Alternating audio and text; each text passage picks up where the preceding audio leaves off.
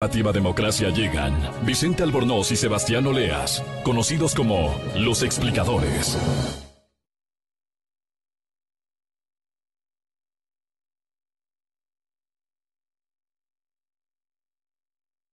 Pues bienvenidos, estamos aquí en Clarito está Sebastián Oleas y Vicente Albornoz hablándoles de economía, aquel tema apasionante que a todos les apasiona, por el cual todos duermen mejor, por el cual todos están felices. O duermen mejor porque les aburrimos supremamente. O duermen mejor porque después de tanta emoción terminan agotados. Agotados, sí. Ah, muy bien. Entonces la segunda alternativa. Muy bien. Entonces, estamos aquí en Clarito está Sebastián y Vicente. Como Sí. siempre, empecemos diciendo que si quieren contactarnos y criticarnos porque proponemos que haya, ¿qué era? ¿Carteras o cinturones de canguro? No, creo que ya billeteras. Billeteras de koala, sí. Creo que fue Escríbanos, exitoso eso. escríbanos todas las veces que quieran. Yo estoy seguro que sí debe haber. O sea, tú puedes ir a Australia y seguramente en algún lugar, quizás protegido el koala. Tal vez es ilegal, pero que de algún alguien te lado va a hay poder vender una billeteras de billetera de koala. piel de koala. Así con la naricita encima, así. Qué malvado. A ver, Eso puede ser donde guardas las monedas. La semana pasada tuvimos un programa sobre Australia y nuestro punto central no eran los koalas, sino el buen desempeño económico de Australia, y recibimos un par de críticas en muy buena onda, hay que decirlo, sobre haber hecho la mención de que quizás podrían los australianos, además de vender todos los minerales y los servicios que venden, vender Billeteras de koala. billeteras de koala. Bueno, ya sí hablando ya de canguro. Ya, O de pero wombat. en todo caso, eso, ¿Cómo se llama el perro salvaje de Australia? El dingo. dingo. Muy bien. ¿Viste que algo sabemos de Australia? Aunque sea de la fauna. No sé nada más de Australia, solamente conozco algo de la fauna. En todo caso, la semana pasada hablamos de Australia y ahora vamos a hablarles de el ajuste. ¿Qué ajuste? Esa es la pregunta. ¿Vino el ajuste? ¿Qué ajuste ¿Qué vino? ajuste vino? Sí. Y vamos primero con el dato. De 280 millones de dólares. Me voy a sacar las lágrimas. O sea, no puedo es un contener la dato, emoción de- Sí, porque los datos pueden ser aburridos. un montón de datos. Sí, pero Ninguno aburrido. Pero. Ninguno aburrido, pero esta es una estimación que es todavía más entretenida. 280 millones de dólares, Sebastián. ¿Qué es? Es... Déjame adivinar. Millones de dólares. Sí. Una fracción de toda la plata que se llevaron. Ah. Puede ser, ¿no es cierto? Básicamente el 10% de El lo 10% que de lo que se estima que se cargaron. No, de lo que se estima que se cargaron solo en el sobreprecio de las cosas que investigó la ONU. Exactamente. Sí, no es No, eso. no es de eso. Muy bien. De eso hablamos en otro programa, ¿te acuerdas? No. No, no es de eso. Bueno, ¿qué es? A ver, es una estimación ¿Ya? de en cuánto se van a achicar los subsidios a los combustibles con los dos aumentos de precio que ha habido. El aumento de agosto de la Super y el aumento de diciembre de la Extra y la Ecopaís. Wow. Esas dos van a hacer que los subsidios a los combustibles se reduzcan, eso es obvio, pero no es tan obvio el cómo se estima la reducción, porque es una estimación, verás. ¿Por qué verás? El asunto es que los subsidios a los combustibles son más grandes. La primera vamos para la parte técnica aburrida, después Sí. hablamos. No, esta es la parte técnica emocionante. Ya, dale. Los subsidios a los combustibles son más altos mientras más alto sea el precio internacional del petróleo. Digamos, hay una relación positiva, Claro. están positivamente correlacionados. Sí. Sube el uno, sube el otro necesariamente. Entonces, a más precio del petróleo, más subsidios. A menos precio del petróleo, menos subsidios. Muy bien. Y por eso es muy difícil de estimar los subsidios antes del año. Tienen que ser expuestos, como diríamos acá, expuesto. Una vez que se realiza el año, Claro, uno puede ver entonces tú qué dices- precio hubo y uno puede ver el diferencial entre el precio de los derivados, el precio del petróleo y ahí calcular más Pero o menos. puedes hacer lo que se llama una simulación. Y esta es la parte emocionante de la economía cuando haces una simulación. Es decir, Entonces dice simula. Es un chiste del Chavo del Ocho. impresionante. Muy mal chiste. Muy malo, muy viejo. Sí. Está bien, que se note la edad de la televisión que veíamos. A ver, el asunto es, para estimar el tamaño de los subsidios, hay que ver el precio de los combustibles en el extranjero, Ya. ver el precio aquí.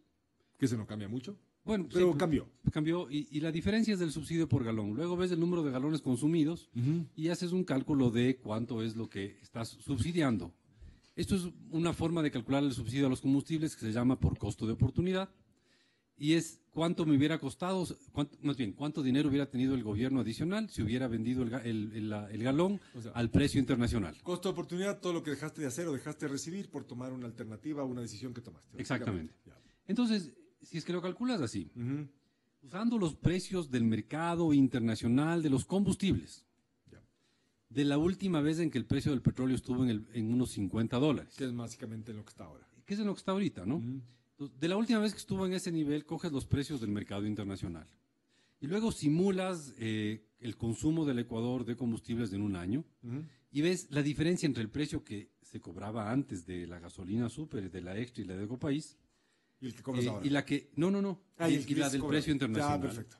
Y llegas a que con el precio actual, que es más bien bajón, no muy alto, del petróleo en el mercado internacional, que a su vez causa un cierto precio de las gasolinas y del diésel en el mercado internacional, el subsidio a los combustibles sería de 2.650 millones de dólares al año, que es un montón de plata. Un montón de plata, sí. Pero es bastante menos de lo que era cuando el petróleo estaba en, no sé, en 200, en 100. $120 el barril, digamos.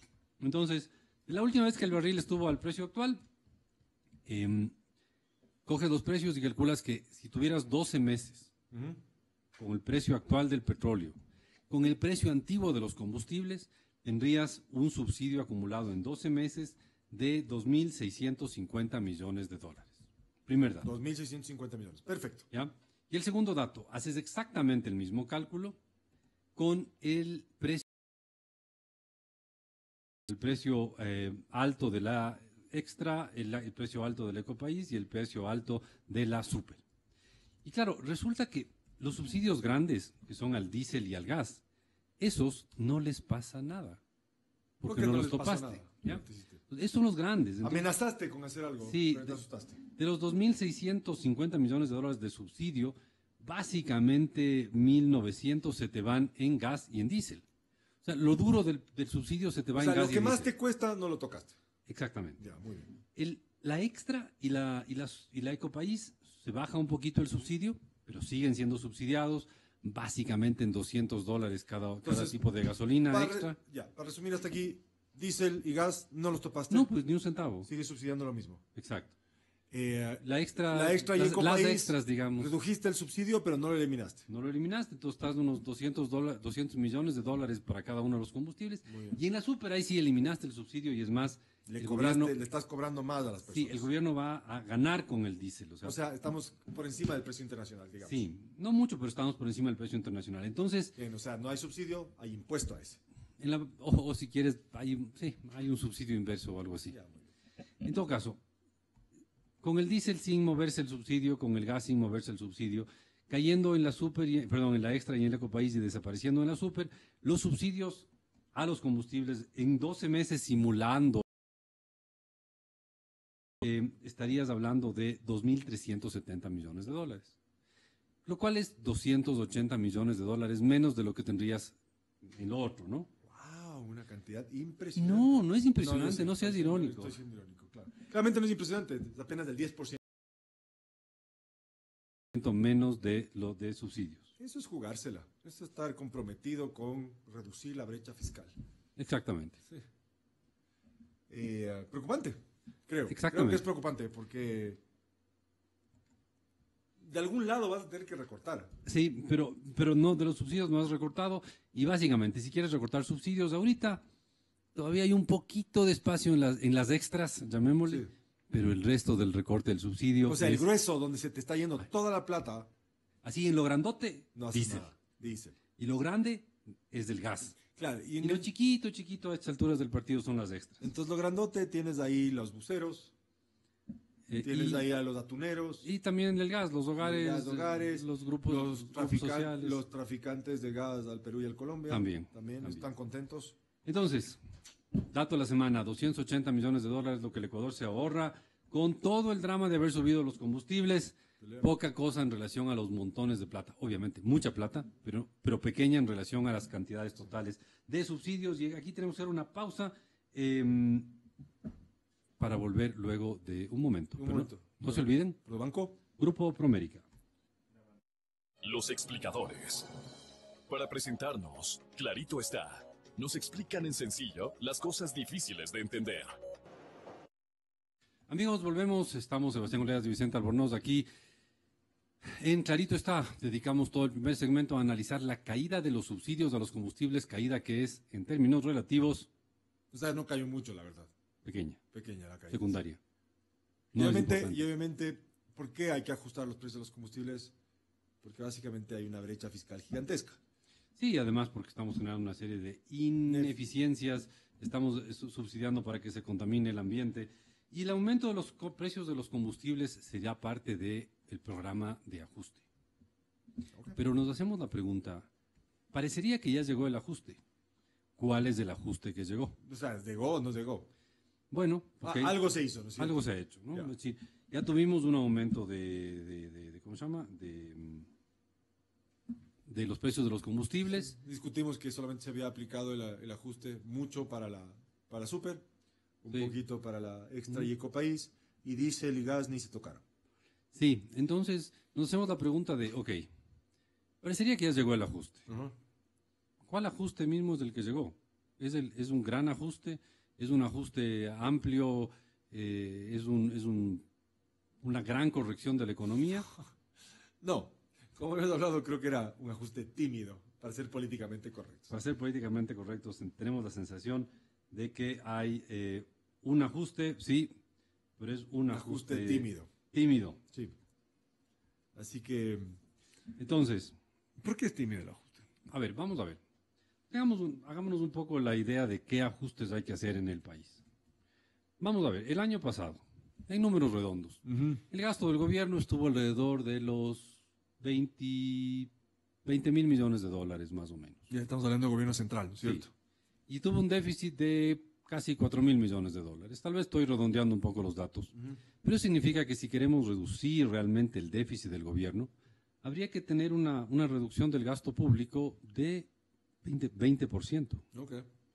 Entonces, el argumento que uno podría hacer muy rápidamente es, no, ese ajuste... No pasó. No, es que no lo vemos, ¿no? No lo vemos como que esté en la visión del gobierno la necesidad de un ajuste tan grande. Entonces si arrancamos pensando que tenemos que hacer un ajuste para devolverlo al país del equilibrio luego de ni más ni menos que 10 años consecutivos de déficit fiscal. 10 años consecutivos de déficit fiscal. Y que tuvimos 4 mil millones de dólares. Estoy redondeando los datos, estoy consciente de eso. Pero en números redondos... porque son tan grandes las magnitudes que... El 20% del gasto fue financiado por déficit, o sea, por deuda. Por deuda. ¿Ya? Entonces, si queremos realmente ajustar la economía y equilibrar las finanzas del gobierno, hay que reducir el gasto en 20%. La pregunta que uno se hace es, Sebastián, ¿tú crees que el gobierno tenga la conciencia de la necesidad de un ajuste del gasto del 20%? Cuando el año pasado el gasto público cayó en 1%. Entonces, nos preguntamos si es que va a haber la conciencia y el sentido de urgencia. El sentido de urgencia de hacer una reducción del gasto en 20%, y creo que la respuesta evidente es que no. A riesgo de equivocarnos, pero creo que no nos vamos a equivocar mucho, creo que no va a ocurrir. Entonces, por ahí empezamos argumentando que el ajuste va a ser... Es cortito, se queda muy corto. Sí. Ahora, si vemos este año, el año 2019, se espera un déficit similar, con un gasto un poco más alto justificado en parte por el tema del IES, de que hay que pagarle al IES el 40% del IES, pero ¿cuándo se eliminó eso? 2013 se eliminó eso, ¿no es cierto? 2014, si no me equivoco. 2014, el gobierno decidió que no había que pasarle plata al IES porque era plata de un bolsillo a otro. Pero el punto es que tienes un déficit un poquito más grande para el próximo año, con un gasto un poco más grande. Entonces la pregunta es, ¿van a hacer el ajuste para equilibrar eso si es que ya hicieron un presupuesto en el que anuncian déficit? Y la respuesta que nos nace así instintivamente Del estómago. Como muchas de las cosas que decimos. Sí, pero a ver, si están presentando un presupuesto donde hay un crecimiento del gasto público, donde hay un déficit más grande para el 2019 que para el 2018, es como que no hay la sensación de urgencia de parte del gobierno para ajustar. Para reducir su gasto y eventualmente balancear sus cuentas. Correcto. Entonces, da la sensación de que las reformas necesarias para equilibrar cuentas fiscales que llevan 10 años, o sea, el 2018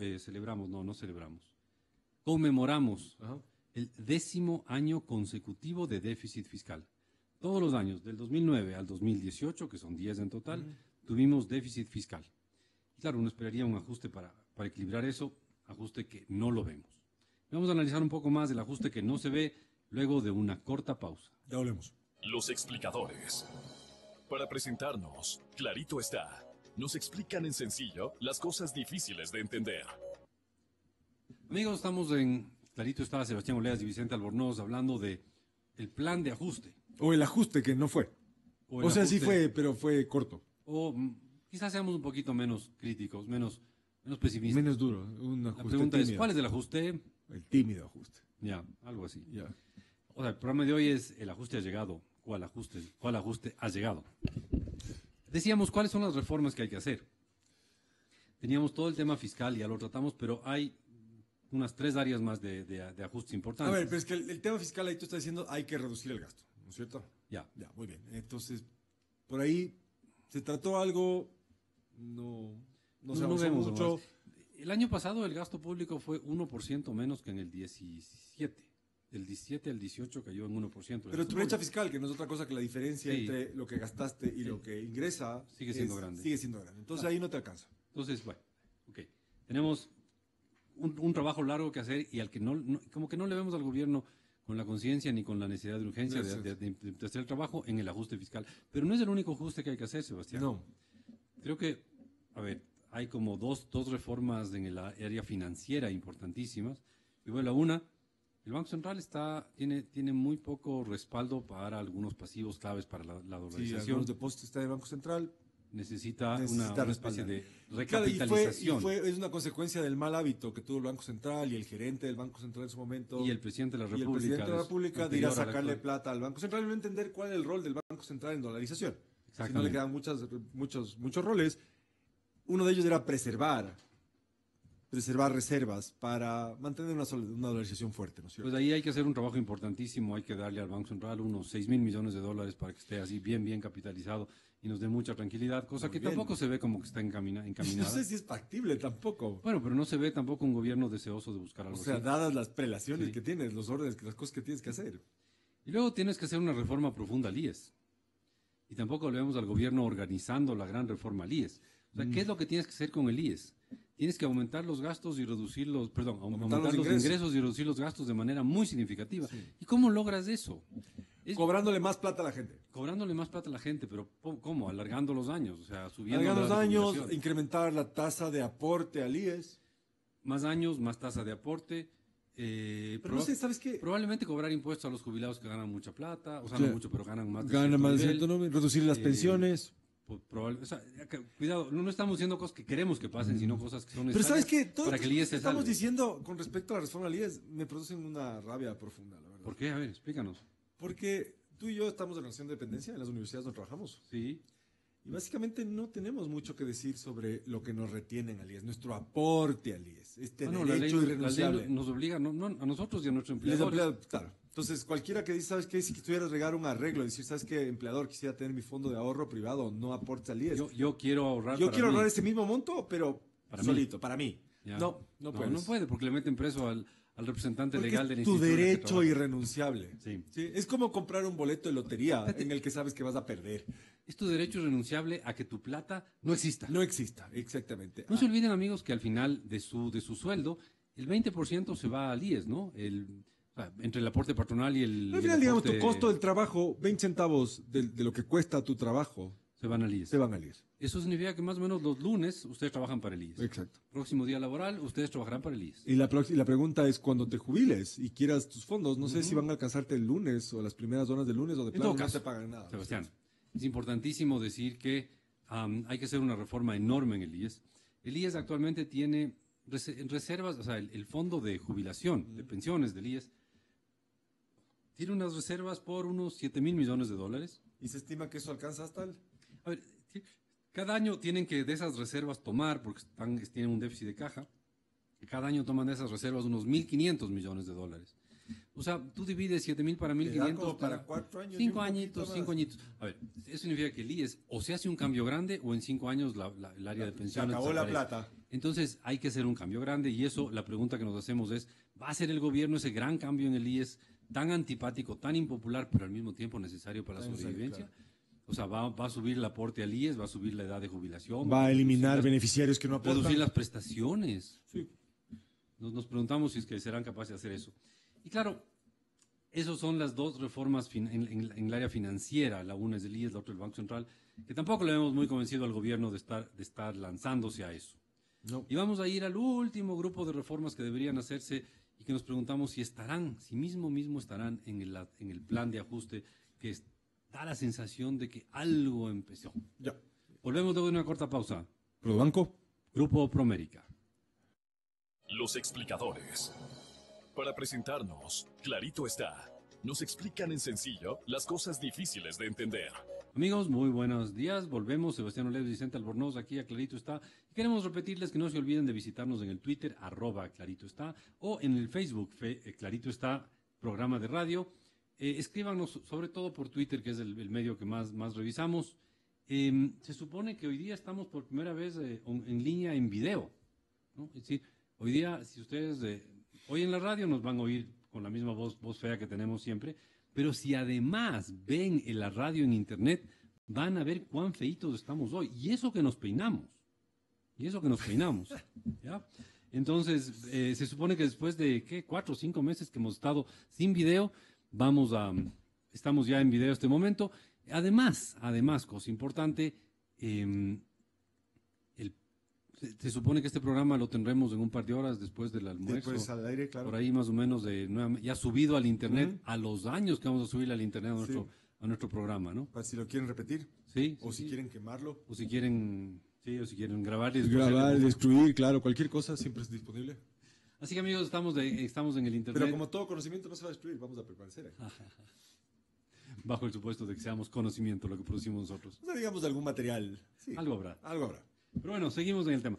Vamos a los últimos temas del ajuste, ¿no? ¿Qué otro ajuste tiene que hacer el gobierno? El gobierno tiene que hacer algunos ajustes que le recuerden al Ecuador que producir es lo central en economía. Entonces quizás tú dices debería haber reformas al mercado laboral. Bueno, esa me parece una de las importantes. Fundamental, ¿no es cierto? Totalmente fundamental. Sí. Pero en general necesitas que haya una reforma que te permita invertir con un poco más de tranquilidad, no una, sino varias reformas. O sea, ahí hay que cambiar todo un marco institucional que repele la inversión, ¿no es cierto? Sí, mira, yo siempre doy el siguiente ejemplo. Los dueños de medios de comunicación están prohibidos de invertir en nada que no sea medios de comunicación. Sí, claro. Y claro, por su naturaleza, los dueños de medios de comunicación son gentes bien informadas, que pueden encontrar interesantes opciones de inversión, pero están prohibidos de invertir. Claro. Los dueños de los bancos están prohibidos de invertir en cualquier cosa que no sea sector financiero. Claro. Y por su naturaleza, por el tipo de negocio que tienen buena información para hacer buenas inversiones y no las hacen porque están prohibidos en el Ecuador. O se dan vueltas y vueltas y vueltas para eventualmente pero invertir, que no está bien, o sea, no es correcto, porque obviamente estás buscando que todo fluya más, ¿no es cierto? Exacto. Entonces, prohibiciones para la inversión. Tienes un sistema legal armado para complicar, para trabar las cosas, ¿no? Tienes una burocracia que realmente disfruta de complicarle al sector privado el trabajo. Entonces, tienes que cambiar desde eso. Y ahí, obviamente esto es responsabilidad probablemente del Ejecutivo, Sin duda. pero probablemente la Asamblea, aquellos que facturan mensualmente por supuestamente legislar, quizás deberían un poco asumir el tema, ¿no? Sí, entonces tenemos que hacer la antipatiquísima reforma laboral que acabas de decir tú. Es necesario que sea más fácil despedir empleados. Es antipatiquísimo, es muy antipático simplificar el despido de empleados. Pero si no haces eso, las empresas no contratan. No lo van a hacer. Es antipatiquísimo pensar en reducir la capacidad de cierto tipo de sindicatos, cosas Correcto. por el estilo, crear contratación por horas, abrir algún espacio de tercerización, todo eso es realmente antipático. Y la pregunta, Sebastián, y ahí ya vamos a la pregunta, ¿no? ¿Va a hacer el gobierno todas esas reformas antipáticas? Creo que no. O sea, no. Son reformas necesarias, Sí, claro. pero son impopulares a morir. Claro, y aquí estamos hablando de estas típicas reformas que, deberían aumentar los ingresos, ¿Sí? ¿no es cierto? La parte fiscal y otras cosas que puede ser para reducir sus gastos. También es fiscal. también es fiscal. Hay un tema institucional que podría ser el tema de facilitar las inversiones y mayor capital, mayor productividad del trabajo con una mayor cantidad de capital. Está el tema de los costos laborales, resumiendo un poco. Entonces, no sé si Si está dispuesta a jugársela por eso. Difícil. Me cabe. Y por eso sentimos que esta subidita de combustibles que vivimos a comienzo, No va a a fin de alcanzar. año pasado, es como un toquecito. Es como para decir, miren si estoy haciendo Miren, algo. sí tengo ganas de, pero así, Claro. la reforma grande que creemos que necesita el país. Me no la huele, vemos. es como medio, me ha parecido a todo lo que hace contra la corrupción, ¿no es cierto? Sí, estoy luchando contra la corrupción, pero está por ahí nomás. Sí. Sí, ¿no es Bueno. cierto? Entonces, ¿cuál es el ajuste ha llegado? Parecería que sí. Sí. ¿Cuál es el ajuste que llegó? Uno tibio. Bien tímido. Tímido, pusilánime. Tímido. Una mezcla de tímido y tibio. Tímido, es un ajuste tímido. Ya cualquier cosa, Vicente. Bueno, amigos, ha sido un gusto estar con ustedes. Hablando de el ajuste ha llegado, ¿cuál ajuste ha llegado? Exactamente. Uno Así que nos vemos. tímido y tibio. Exacto, nos vemos la próxima semana. Gracias. A la revista informativa Democracia llegan Vicente Albornoz y Sebastián Oleas, conocidos como Los Explicadores.